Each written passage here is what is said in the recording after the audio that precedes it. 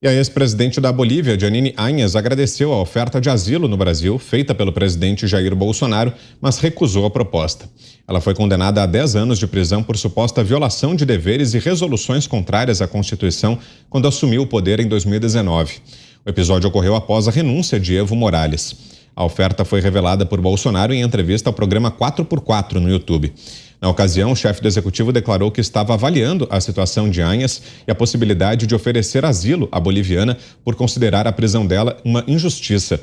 Em entrevista a um canal de TV local, o presidente esquerdista da Argentina, Alberto Fernández, disse que Bolsonaro teria o procurado para pedir ajuda para tentar convencer as autoridades da Bolívia a enviar Jeanine Áñez ao Brasil como uma exilada. Ele também falou sobre as eleições no Brasil e disse torcer pela vitória de Lula no pleito de outubro. Você, Mota. O presidente da Argentina disse: pouco a pouco as coisas vão se arrumando. Gabriel Boric no Chile está fazendo um esforço, o Luiz Arce na Bolívia, Pedro Castillo no Peru, Gustavo Petro na Colômbia e Lula, finalmente, que eu desejo que ganhe no Brasil. Assim, diz ele, poderemos ter uma lógica de unidade conceitual na América Latina. Muito bem, eu vou contar uma história. Em 2019, ocorreram eleições presidenciais na Bolívia. Evo Morales foi eleito presidente pela 4ª vez. Morales já estava no poder há 14 anos.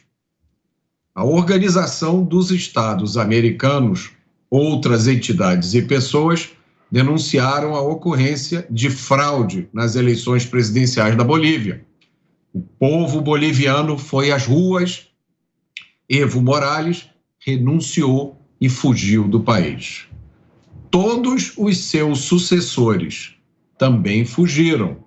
Só sobrou Jeanine Áñez, vice-presidente do Senado, que assumiu como presidente interina. O Tribunal Constitucional da Bolívia reconheceu o mandato dela. Um ano depois, novas eleições foram convocadas na Bolívia e essas eleições foram vencidas por Luiz Arce, um protegido de Evo Morales. Tendo assumido o controle do Congresso e da presidência pelo seu partido, Evo Morales retornou à Bolívia em novembro de 2020. Logo depois de passar a faixa presidencial, Jeanine Áñez foi presa em março de 2021, acusada de assumir irregularmente o poder. Ela também foi acusada pela esquerda de pertencer a uma minoria de descendência europeia, de ser cristã e de ser rica. E foi também chamada de extrema-direita.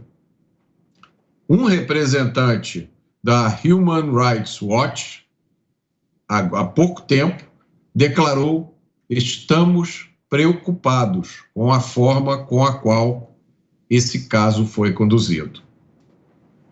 O presidente da Argentina deseja que Lula vença. Vocês sabem para onde Evo Morales fugiu quando ele saiu da Bolívia? Para a Argentina. Diga, Ana.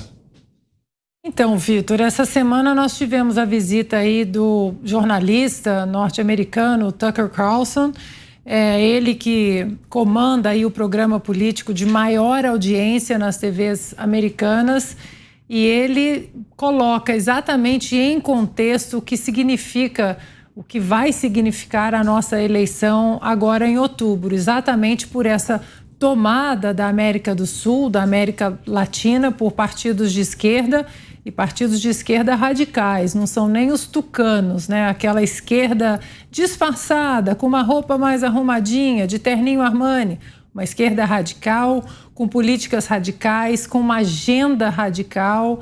E o jornalista Tucker Carlson, ele inclusive diz que o que está acontecendo na América do Sul, na América Latina, não significa um perigo apenas para a América do Sul, mas para os norte-americanos e para o Ocidente também. Essa avançada aí de ideias nefastas que, inclusive, elas vêm lá da China, onde existe um partido, o Partido Comunista Chinês, um regime totalitário, campos de concentração com os muçulmanos uigures, por exemplo, silêncio também da grande imprensa em relação a isso. Mais uma vez, a eleição de outubro, ela vai muito além de uma possível reeleição do presidente Jair Bolsonaro ou da volta do poder nefasto aí do petismo ao Brasil.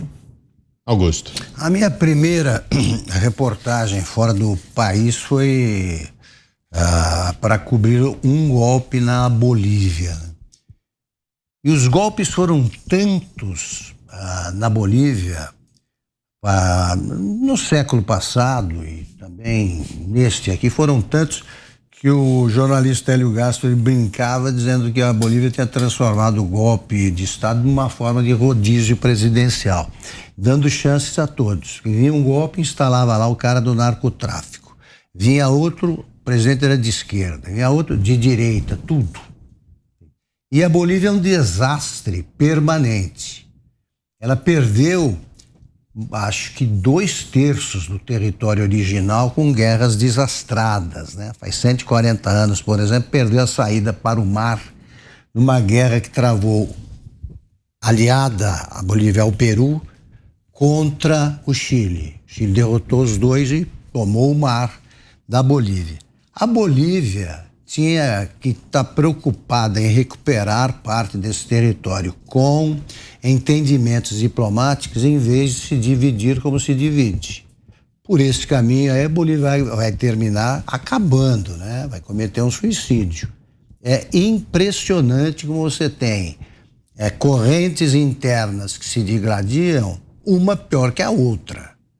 Tá? Então lá é a vitória do atraso. Eu lamento pelo povo boliviano, mas ele ainda não tomou o controle do país para determinar o seu destino.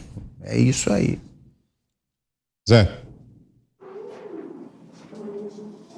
Olha, eu tenho uma história única sobre a Bolívia, né? Evo Morales colocou o país perigosamente na possibilidade de uma guerra civil. Um líder, ele não pode fugir ao primeiro estrondo de canhão. Um dos exemplos recentes que a gente tem é o Zelensky, lá na Ucrânia.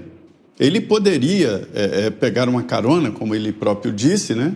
E deixar o país à deriva e a Rússia tomava conta, mas não. Não é por acaso que um líder é forjado exatamente no calor ali da luta. É aí que aparecem os verdadeiros líderes. E Evo Morales se revelou um covardão que ameaçou o país, fugindo e deixando o país à deriva. Aí foi criada uma nova possibilidade de poder até para evitar uma guerra civil. E nesta recomposição, né, há esses chantagistas, esses aproveitadores, retaliadores que chegam querendo jogar a culpa da incompetência anterior exatamente em quem salvou o país. Na saída do Evo Morales, se não houvesse a formação desse novo governo, a Bolívia estaria entregue ao desgoverno e, olha, um desgoverno, um vácuo de poder favorece a criação de milícias, de grupos de terrorismo, né? E esse novo poder reorganizou o país e ela deveria ser homenageada, mesmo que outro chegue à presidência através de votos, né? Mas ela deveria ser homenageada por salvar o país naquele momento. Repito, Evo Morales fugiu e deixou o país à deriva e à mercê da possibilidade de um desarranjo total.